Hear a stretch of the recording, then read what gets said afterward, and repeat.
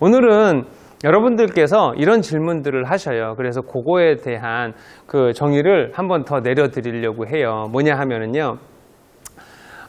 어프로치를 내려쳐라, 박아쳐라, 뭐 이런 이야기들을 하잖아요. 그랬더니 질문에 그러니까 실질적으로도 많이 듣고 요 질문을 주신 분도 있어요. 러프인데, 또 상황도 또 되게 자세해. 러프인데 공이 반만 떠 있대. 이럴 때가 더 어렵대요. 근데 굉장히 맞는 말이거든요. 공이 러프인데 지금 사실 여기는 굉장히 좋은 편이긴 합니다만 여기 같이 뭐 탄탄하지 않고 조금 공간적인 여유가 많으니까 러프라고 칠게요. 그래서 러프에 공이 반만 떠 있을 때 혹은 그린 주변에서 탕탕 굴러서 이렇게 갔는데 러프 위에 공이 있대. 차라리 속에 들어가 있으면 냅다 찍으면 되는데 공이 반만 붙여 있거나 떠 있을 때가 사실은 또 정확한 타치가 나오기 어려워요. 그래서 여러분들한테 이거를 가르쳐 드리려고 해요. 어드레스를 했는데 이렇게 채가 쑥 내려감을 느껴요. 근데 가까이 갖다 대서 공이 움직이게 되면 페널티잖아요.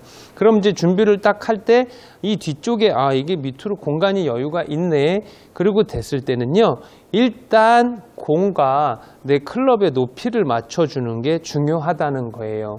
예를 들어서 공이 있는데 러프의 밑에 공간이 있는데 그 밑으로 앉아버리면 칠 때 그 밑으로 채가 들어가서 풀썩하고 조금 가는 경우가 있고요. 그런 이유는 조금 손목을 탁 먼저 써서 그렇다는 거죠. 그런데 그렇게 공이 러프에 반만 떠 있거나 공이 러프 위에 올라가서 얌전히 있을 경우에 그럴 때는 어떻게 하는 거냐 하면 큰 스윙을 해라. 큰 동작을 써라라고 표현을 합니다. 자, 그런 곳에서는요. 어드레스를 할 때 꾹 누르지 마세요. 공의 높이를 맞춰서 무릎으로 잘 공의 높이를 맞춰요. 헤드에 맞춘 후에는요. 손이 스타트가 아닌 우리가 큰 덩어리, 어깨 상체로 움직였다 치는 거예요. 그래야 위아래에 움직임이 없기 때문에 허공의 중간에 떠 있는 공을 치는 것과 같은 거거든요. 그럼 예를 들어서 여러분들이 맞다 그런 경우가 있다 할 사람도 있지만 도대체 뭔 소리야 그러는 사람들은 연습장에서 티를 요즘 자동으로 찡 낮추면 되게 많이 내려가요.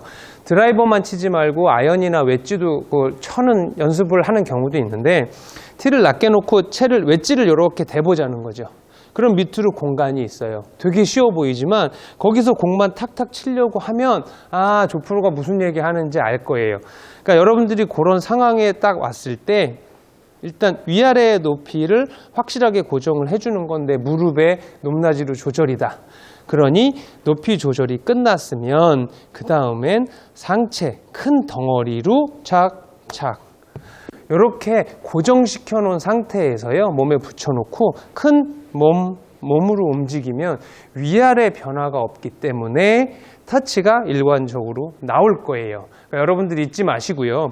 긴 러프에 공이 반만 떠 있을 때는 손목 스타트나 혹은 이런 것들을 다 버리고요.